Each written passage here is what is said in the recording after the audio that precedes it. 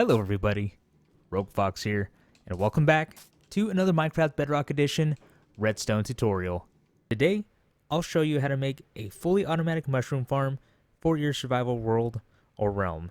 For those of you who have seen ilmango's fully automatic mushroom farm design that he released a while back, this is going to look very familiar. So what I did was I went with the same concept that ilmango used, except I made a couple changes to it to make it bedrock friendly, because unfortunately with the way ilmango designed it, it will work in Java, but it won't work in Bedrock Edition due to differences in mechanics, in Redstone, and all that fun stuff. I will post a link to his video down in the description below, and there will be a card popping up in the top right corner. With that out of the way, let's go ahead and take a look at how this farm works. The first thing I will say about this farm is, well, mushrooms do grow very slowly on their own, so this is not going to have a high output. You can see I do have 12 mushrooms on this row and 12 on the row down below. And after running this for just over an hour, I ended up with 7 mushrooms. So again, this isn't going to be mass producing mushrooms, but it is fully automatic, because I know I'll probably see some comments about why don't we just grow the big mushrooms and chop them down. So again, that is the trade-off. We have a fully automatic mushroom farm. It does everything for you. And the cool part about this is that it doesn't use water, which means we can build this in the Nether. Now again, you can grow the big mushrooms and chop them down, but that does require bone meal. That does require your time for you to stand there. And it also costs the durability on your axe or whatever you're using to chop the mushrooms down. So again, there is a trade-off between the two designs. To give us a better idea of how this farm works, what we're going to do is up the random tick speed. I'm going to put in all 9s, but it will max out at 4096. That way we can see how the farm works over the course of time. So you can see all of the mushrooms growing.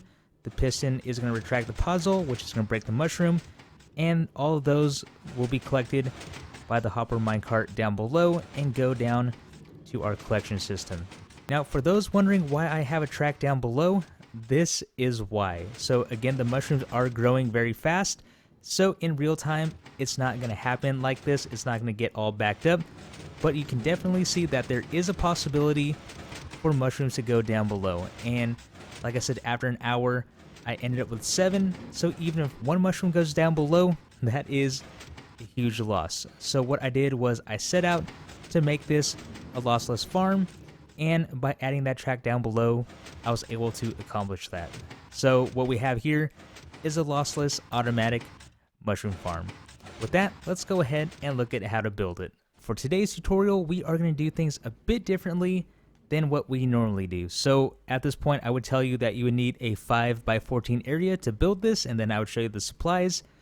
But although I do have this set up, all we need to know is how to make one module, and then we can expand it to be as long as we'd want. So with this 5x14 area, this sets us up to grow 8 mushrooms in length, so 4 brown and 4 red. Now for the example, as I mentioned, I have 12, so we have 4, 4, and 4. That's 4 brown, 4 red, 4 brown. Now the reason why we have it set up that way is, well, go ahead and check out ilmango's video. He'll explain everything perfectly and why it needs to be that way. So he'll explain the 9x9x3 area in which the mushroom checks to grow onto the blocks and all that fun stuff. And we're just going to focus on the redstone here. So to build one module, let's go ahead and open up our chest. To build one module, you are going to need 2 sticky pistons, 2 observers, 2 redstone torches, 4 podzol, 2 glass to go up top. And depending on what you're growing for that row, you're going to need 2 brown mushrooms or 2 red mushrooms. Now the track down below is going to be a little bit different, and the supply list is going to be a little weird. So you are going to need a total of 4 regular rails for the turns. Powered rails, I don't have a number because that's going to be an X amount depending on how big your farm is. So with that, let's move over. We have 3 redstone blocks to power those powered rails. You are going to need a hopper minecart. And for the collection system, you don't need anything fancy because, I mean, we're getting 7 an hour at this point, at least with the 12 that I have set up. So a hopper running into a chest should suffice. And then, of course, you are going to need your building blocks and then 2 glass blocks for the end caps. With that being said, if you want to pause the video, go ahead and do that, grab your supplies, and then we'll jump right into the build. Before we get started, I do want to say that you need to have your farm facing from east to west or west to east. That way when we place in our rails, they will be placed the right way, and I'll show you when that time comes. To get this first module built, let's go ahead, we're going to grab our podzol, and the reason why we're using podzol is because we can grow mushrooms on them in broad daylight. If you're trying to grow mushrooms on, let's say, dirt or grass or anything like that, you are going to need a low light level, so that causes a bunch of problems. You can have mob spawning, and you're just trying to create an environment for the mushrooms to grow. So podzol is the safest way to go, or mycelium if you have that. If you have a mushroom biome around you, mycelium will work as well. You can grow mushrooms on that in broad daylight in any light level, but podzol is the easiest to obtain of the two, so that is why we're using podzol. But let's go ahead and get started. What we're going to do is go 4 blocks in, so 1, 2, 3, 4. We're going to go 4 blocks up, 1, 2, 3, 4. That's going to be our bottom layer with our mushroom, and then temporary blocks here, block up like that with the podzol, and then 1 more temporary block here, and podzol. So it should look like this so far. Now what we're going to do is grow our mushrooms on this one and this one. Well, not grow them, plant them. They're going to grow on these two. And then from here, we're going to grab our observer for this side, temporary block, observer to detect when that mushroom grows, redstone torch, and then we come on down below and let's place some temporary blocks. That works, temporary blocks right there, and that is going to extend and grab that block. So when a mushroom grows, it's going to do that. Now we do the exact same to the other side, temporary block, observer, redstone torch on the back of the observer, and then let's do it this way. Sticky piston right under the redstone torch. That's going to extend. And there we go. That is one module done. And since we don't want mushrooms flying, we're going to go ahead and place the glass up here like that. So like I said, we are doing things a little bit differently. That is going to be one module. So that is one module done. And what I'm going to do now is cut ahead to all of them being done. Once you have everything finished, it should look just like this. Again, we have 4 of the same mushroom, and then 4 of the next one, and then if we were going to make it longer, we would have 4 brown, 4 red, as I said earlier, and then the same is going to go for down below, and it looks like one already grew. So that, again, is why we are having a rail go under this row of mushrooms, because there is a chance for us to lose mushrooms there, and we definitely don't want that.